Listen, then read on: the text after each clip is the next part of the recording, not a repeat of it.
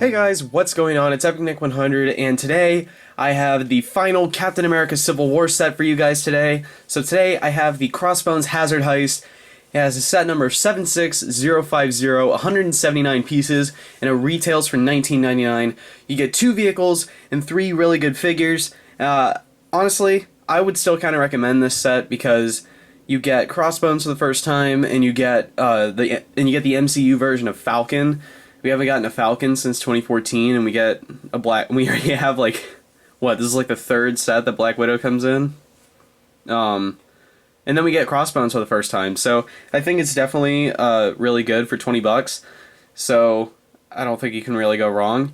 And I do understand that a lot of people find this to be the weakest set out of the entire line, but it goes that way with some of my friends. I pretty much agree too. This is probably my least favorite set, but I still like it. So just because I say it's not my least favorite set, it doesn't mean that I don't like it. I kind of have to like it. I put my money into this.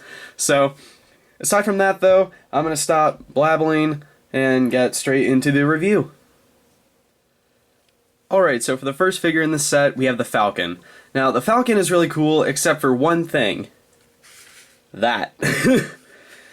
So I'm going to get to that in just a minute. But basically, the Falcon has a lot of great printing. I think this looks a lot like what his suit will look like in the movies. And now I know I kind of wish that they did overmolded arms and different legs. But for the most part, though, it's really, really good. I like the wing design and what they did for it. Not the paper stuff, but it's actual hard plastic. Now on the back here, I'm going to take this off. I think this is supposed to be Red Wing, which is like Falcon's new piece of tech. It's like a drone, and it's connected by this piece and then the circular piece on his back, and you just match up the stud right here, and you can put it back on like that. Falcon does have the fin hairpiece that we've been getting since the Force Awakens sets. I'm going to take that off. That's kind of really how it looks. And you see Sam Wilson here does have a smiley face here. This does look like Anthony Mackie, so I'm really glad that they did it. And then on the back, he has an angry expression, so that's what he looks like with the hair and the angry face. So it's really all there is with Falcon. Also, he has Alien Conquest pistols that I kind of wish that LEGO would just stop using. But they probably have an abundant supply of them, and that's why they keep forcing them out into sets. So aside from that, guys, I think that is it for the Falcon. So let's move on to the next figure. So the next figure that you get in the set is Black Widow. Now, unfortunately, this is the exact same Black Widow that we got in the Age of Ultron sets last year, but one new thing that she has is the 2 electric sticks that she didn't get in the Age of Ultron sets, and she had them for like 10 seconds total in the movie. But this figure is really good nonetheless. It's definitely better than the Black Widow that we got in 2012. The hairpiece is really nice, even though it's completely inaccurate. Scarlett Johansson has the longer hair this time around, and I hope that it stays that way because Joss Whedon just wanted to have her with short hair. But to kind of give you guys like a rundown of what she looks like, she does have a smiling expression. This is what the hairpiece looks like. And then if you turn around, she has more of an angry expression, so you could do that. And then that's all there really is for this figure. I've actually noticed that hairpiece would be just as fine if it were longer, but I think that's all there is for Black Widow, so let's move on. Now the last figure that you get in this set is Crossbones, and Crossbones is a really cool figure in my opinion. You know, it's not the best, but it'll do, and it's really nice because we finally get Crossbones in LEGO, and we finally get Crossbones in the MCU, and I really like the tease that they did at the end of the Winter Soldier. But, you know, we finally get to see him in Civil War. So, Crossbones here, he has a lot of nice torso printing. He doesn't have any leg printing at all. And the only printing that he has are on the front and back of his torso and his face. And the back of his head, too. I didn't realize that until now. But the bulletproof vest, or the armor, I guess, continues from the front with the crossbones. Accidental pun. And then on the back, it continues. The printing, like the square design, continues onto the front like right there. And he has a rebreather piece like we got in the 2 Avengers sets that we got. So this is what the figure looks like with the head. Sorry if it'll focus up. But it kind of looks, I could actually see someone making like I know that this game is super old, but this reminds me a lot of like Call of Duty Ghosts in the way it was designed. But he also has this flamethrower piece too, right here. This is basically just a repurposed grapple gun that we got in the Batman v Superman sets. Just the flame piece, there's nothing else with it. And it's a really simplistic design, but it works. So I don't know if Crossbones is going to have anything like that in Civil War, because from what I could tell from the trailers, I guess, and all the behind the scenes photos, he has like these things on his hands that I guess kind of bring more of a bit more of a forceful punch. So, and that'll help going up against Captain America and his shield. So I think that's it for all the figures, so let's dive into the set. Okay, so in this set, you get 2 vehicles, and the first one is Black Widow's motorcycle. So I'm not really sure if Black Widow will have this in the movie. This actually looks like the motorcycle that she was riding when she was chasing Cap when he was fighting Ultron, and he lost his shield. I think that is supposed to be what this cycle is. But it's still cool nonetheless. I like the red highlights on it, and then these stickers here on either side of the motorcycle are really nice. And the handlebars are inside. I mean, this is a good mold. It's just I felt like this should have been in the Quinjet set from last year, and they could have maybe done something different for this. But it's still cool nonetheless. And the way that it's actually intended to be used for the set, you have Black Widow sitting, driving the motorcycle, and she has one of her electric sticks in her hand, and then this clip is meant for her second stick to hold like while she's driving, because I guess she's like multitasking, driving while trying to fight Crossbones.